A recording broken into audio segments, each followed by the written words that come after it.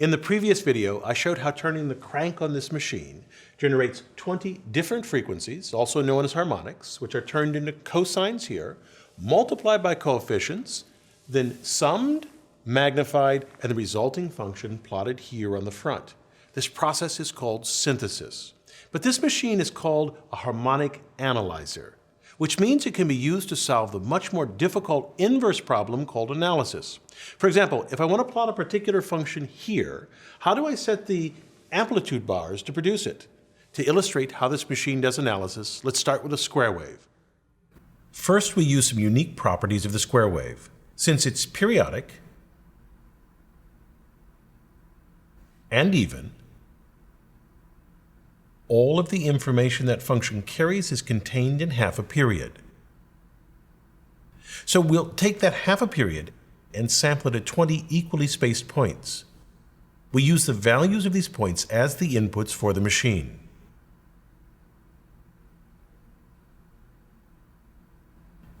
When we turn the crank, we produce a new function that reveals the correct coefficients.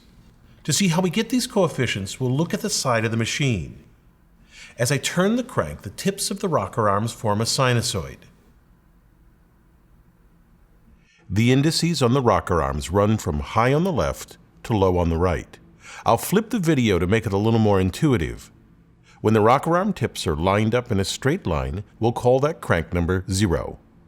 If the horizontal axis runs from 0 to pi, and the vertical axis from -1 to +1, then we can describe the position of the rocker arms with a cosine. Every 2 turns of the crank increases the frequency of the cosine by 1. At these even numbered cranks, the values of the function on the platen yield the coefficients we're looking for. Let's rewind and watch the plot and the rocker arm simultaneously. If we pause briefly at every second crank, a point is marked on the function. We create a total of 20 points. If we look at the output from the machine and compare it to a sync calculated by a computer, we see that they are very similar. Now, we'll take the data points from the sync, scale them, and use these values on the rocker arms. Remember that our goal is to program the analyzer so that it will plot a square wave.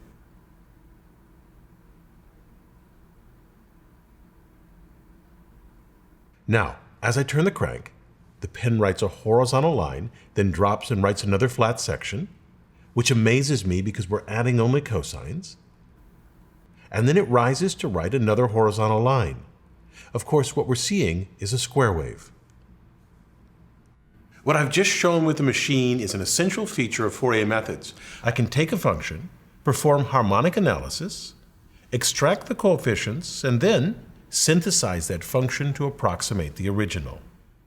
So, now that we see that this machine can do harmonic synthesis and analysis, I'll show you in the next video some details about how to set up the analyzer to perform these calculations. I'm Bill Hammack, the Engineer Guy. Next up in the series is operation. If you haven't seen them already, there's also the intro and synthesis videos.